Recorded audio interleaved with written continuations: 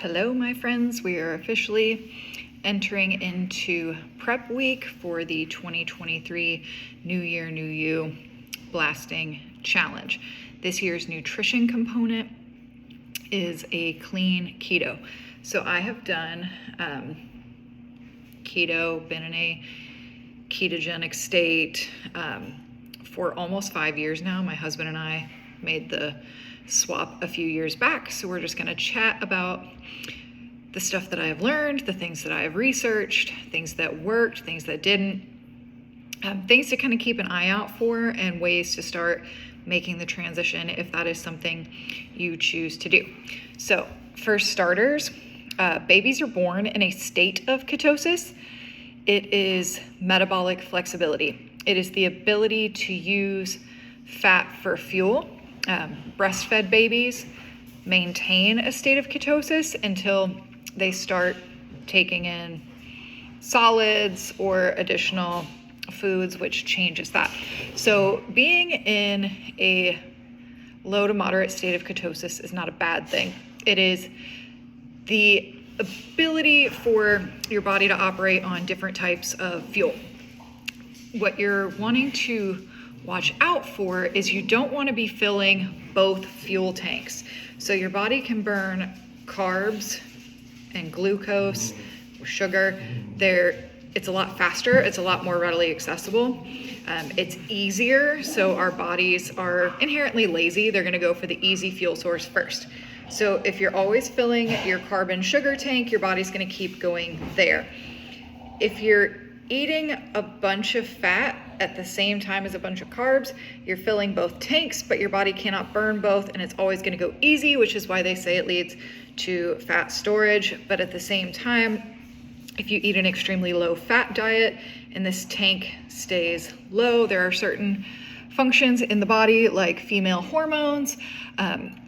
Your brain needs fat to eat because fat can cross the blood-brain barrier, which gives your brain something to snack on up there.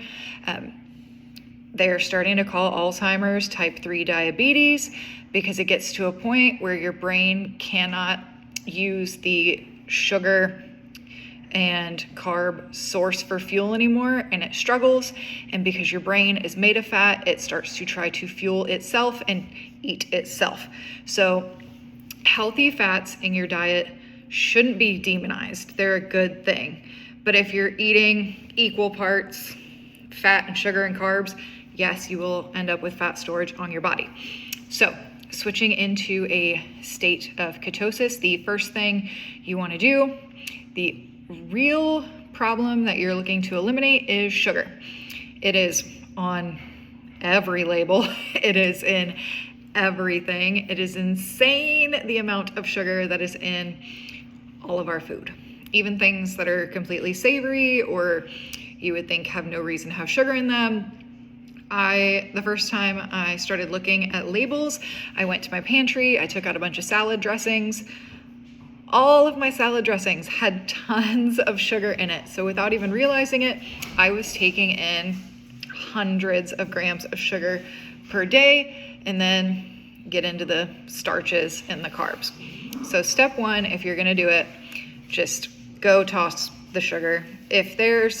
My general rule is 1 to 2 grams of added sugar is not ideal, but if it keeps me on track, like if I go buy a sugar-free treat or a type of yogurt that has 3 grams of sugar in it, I'm not going to stress that. I'm not going to be completely rigid and unrealistic and unable to maintain the way of eating over something that small. I like to see it as if one of those sugar-free treats or a yogurt or something with 5 or less grams of sugar keeps me making much healthier choices during the day, I'm gonna eat it. But I also, after I cut the sugar, you go for the obvious culprits for your starches and your carbs. Bread, rice, pasta, potatoes, starchy vegetables. Anywhere that you can swap in a green vegetable is good. A lot of people use cauliflower. I find cauliflower to be bloat inducing, so it's not really my favorite. I would rather like get a burger, take the bun off, put it on top of a bed of lettuce and have a burger salad than to do like cauliflower buns or things like that. So there's lots of ways to adjust. Pinterest is your best friend for recipes. For me in the beginning, it was if I was craving something, I went to Pinterest, I found a sugar-free or keto recipe for it.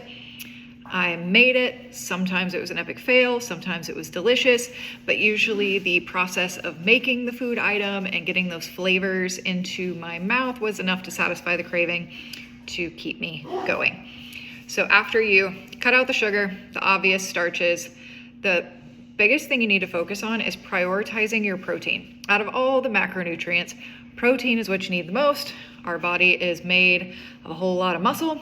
And if you think about it from a you are what you eat standpoint, I would like to be lean, healthy muscle.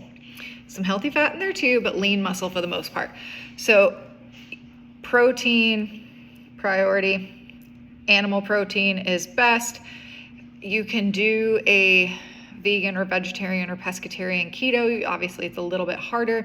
It can be done. You just really need to make sure you are getting anywhere from 0.8 to 1 grams of lean body mass worth of protein per day. The way I do it when I structure my plate, I eat my protein first, all of it. Then I eat whatever my green vegetable is, and I've cooked with healthy fats. I'll put healthy fats on top of my food, so quality butter or avocado or coconut oil, things like that to get it in. The fat version usually keeps you full. The protein keeps you full for length of time. The fat fills you up. So that's how I structured my plates. And when I wanted something sweet, I had berries with whipped cream pretty much every day for like the first 3 months when we switched. And being able to have a dessert, and that whipped cream I just made with stevia or monk fruit or an alternative sugar-free sweetener, but being able to have dessert every single day made the huge difference. Eating quality fats is so satisfying. It makes your food taste richer and you feel like you're cheating, especially if you've come from any form of low fat, very bland, low calorie way of eating. You just feel so full and satisfied, but 100% worth it. Loved every second of being keto. I will gather y'all's questions and do another more in-depth video for you, but I wanted to touch on that. I am going to be supplementing with my Modere products. The first time I went keto, I scrapped out, well, I shouldn't say the first time, I never stopped, but when we initially started, I got rid of everything. I had kind of demonized carb counts in my mind a little bit. So supplements that had carbs in it, I was like, oh, what a waste. It's going to put me over my 20 grams of carbs and I won't be in ketosis. And you start chasing these like high ketone levels.